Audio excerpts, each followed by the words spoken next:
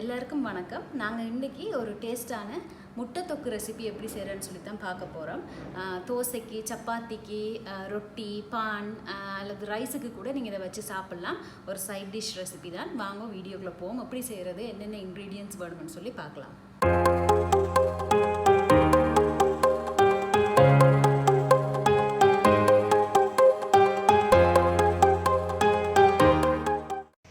இந்த முட்டை தொக்குக்கு வந்து நான் எண்ணெய் ஒரு 3 ஸ்பூன் ஊற்றிருக்கிறேன். நீங்கள் எண்ணெய் வேணும்னாலும் ஊற்றலாம். ஒரு 3 ஏலக்காய், 3 கிராம்பு, இது ரெண்டும் போட்டிங்கன்னா இந்த முட்டை தொக்கு வந்து நல்ல டேஸ்ட்டாக இருக்கும். அது போட்டு அது நல்லா பொரியட்டும்.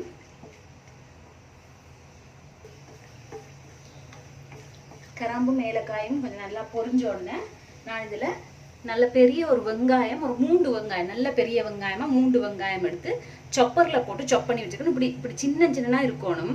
அப்போ தான் இந்த தொக்குக்கு டேஸ்ட்டாக இருக்கும். நீங்கள் சின்ன வெங்காயம்னு சொல்லி சொன்னால், அதாவது சின்ன சைஸ் வெங்காயம்ண்டா இன்னும் கொஞ்சம் கூட எடுங்க. நான் நல்ல பெரிய வெங்காயமாக ஒரு 3 வெங்காயம் எடுத்துருக்குறேன்.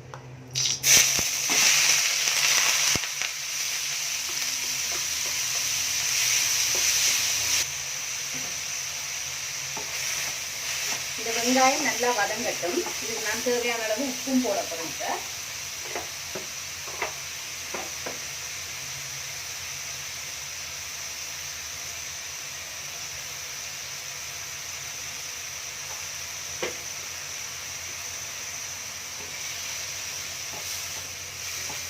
அடுப்பு கொஞ்சம் கூடவாகவே இருக்கட்டும். அப்போ தான் இந்த வெங்காயம் வதங்கும். இல்லாட்டி நீர்த்து போய் தண்ணி ஆகிடும். நீங்கள் அடுப்பை குறைச்சிங்கன்னா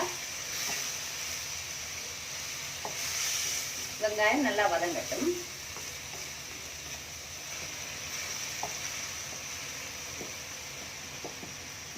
இந்த தொக்கு வந்து நீங்கள் சப்பாத்திக்கு சாப்பிட்லாம், ரொட்டிக்கு சாப்பிட்லாம், சோறுக்கு கூட ஏதாவது ரசம், ஏதாவது கறி ஏதாவது வச்சுட்டு இதை வச்சு நீங்கள் சாப்பிட்டு கொள்ளலாம்.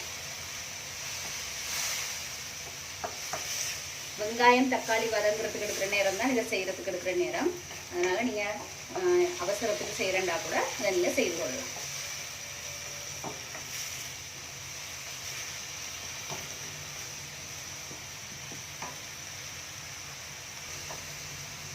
வெங்காயம் ஓரளவுக்கு கலர் மாறி வரையக்க நாங்கள் இஞ்சி வெள்ளைப்பூடு பேஸ்ட்டை போட்டுருவோம். நான் ஃப்ரிட்ஜுக்குள்ளே இருந்து எடுத்தபடியே அது கட்டியாக இருக்குது.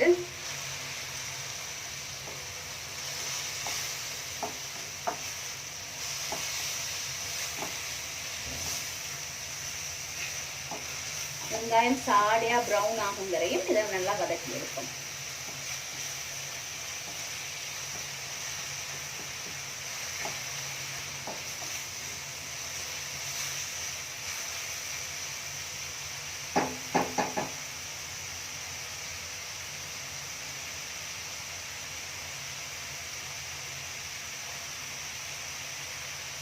நான் அதோட ஒரு 3 பச்சை மிளகாய் இதையும் போடுறேன்.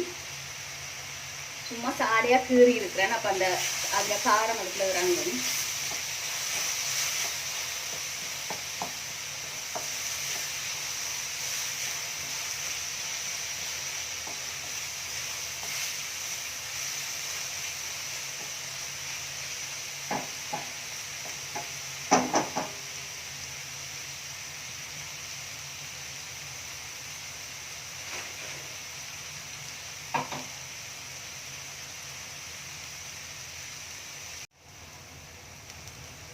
இப்போ பார்த்தீங்கன்னா இந்த சைட்ல எல்லாம் சாடையாக கருகிட்டு வருது, ப்ரௌன் ஆகிட்டு வருது. இந்த டைமில் நல்லா கிளறி விட்டுருங்க. அப்போ தான் அது ஒன்று போல் வேகும்.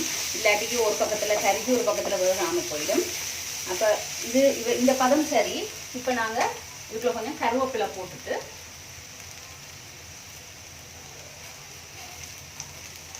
ஒரு பிரட்டிட்டு இங்கே தக்காளி எடுத்து வச்சுக்கிறேன். ஒரு 3 தக்காளி, 3-4 தக்காளி வரையும் போடலாம். நல்லா அதையும் சொப்பரில் போட்டு நல்லா மசிச்சு வச்சுருக்கிறேன். சொப் பண்ணி போட்டால் நல்ல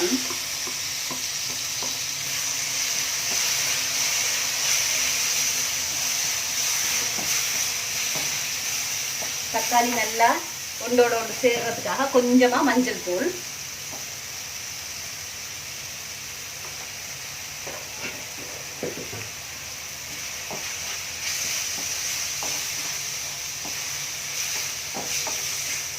தக்காளி பச்சை வாசம் நல்லா போகிற வரையும் நல்லா வேகட்டும்படி கிளறி விட்டு கொண்டே இருக்கணும் அடிக்கடி, இல்லாடி அடி பிடிச்சிடும்.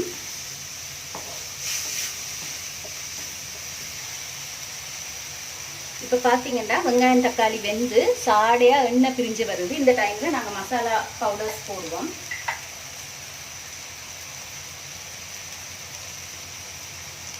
ஒரு 3/4 ஸ்பூனு கிட்ட காஷ்மீர் ரெட் சில்லி பவுடர் கலருக்காக.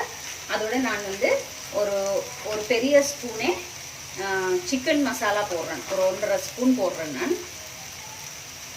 நீங்கள் சிக்கன் மசாலா தந்தூரி மசாலா அப்படி ஏதாவது இருந்தால் போடலாம். அப்படி இல்லைன்னா கூட நீங்கள் நார்மலாக குழம்புக்கு யூஸ் பண்ணுற மிளகாத்தூள் கூட நீங்கள் போட்டுக்கொள்ளலாம்.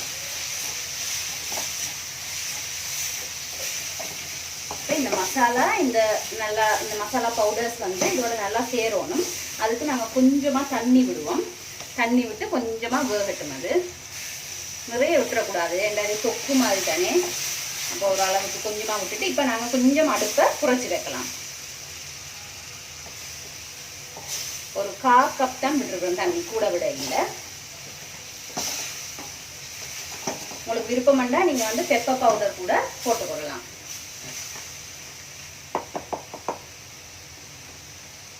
அடுப்பை குறைச்சிட்டு மூடி வச்சு ஒரு 5லேருந்து 6 நிமிஷம் விட போகிறேன்.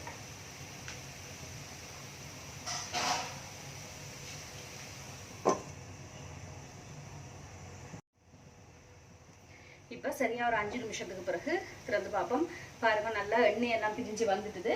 நான் இடையில ஒரே ஒருக்கா திறந்து சும்மா கிளறி மட்டும் விட்டேன் நான்.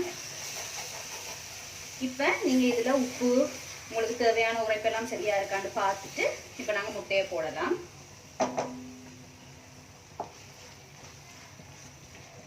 எனக்கு எல்லாம் சரியா இருக்கு, நான் முட்டையை போட போறேன். நீங்க முட்டைக்கு பதிலா வெஜிடேரியனா இருந்தீங்கன்னா காளான் மஷ்ரூம் வாங்கி அதை பாதி பாதியா வெட்டிட்டு அதுக்கும் போடலாம். நீங்க நான் பாதி பாதியா வெட்டி இருக்கேன் முட்டையை. நீங்க வேணுமெண்டா முழுசா ஜஸ்ட் கீறி போட்டு மட்டும் போடலாம்.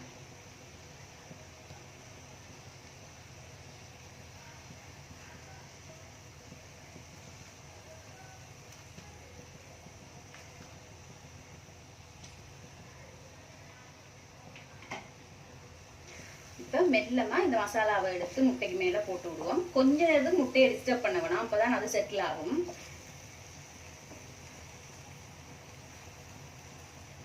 மெதுவா எடுத்து இப்படி இந்த மசாலாவை இதுல போட்டு விடலாம்.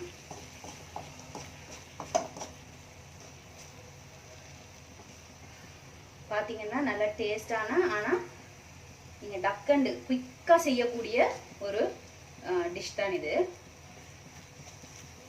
வீட்டில் இருக்கிற பொருட்களை வச்சே நீங்கள் செய்திடலாம் டக்கண்டு. ஒரு 2 நிமிஷம் அப்படியே இருக்கட்டும்.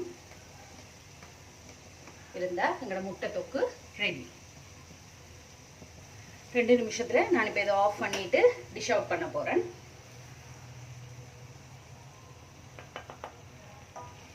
மேலால் கொஞ்சம் கருவேப்பிலை தூவி விடுவோம்.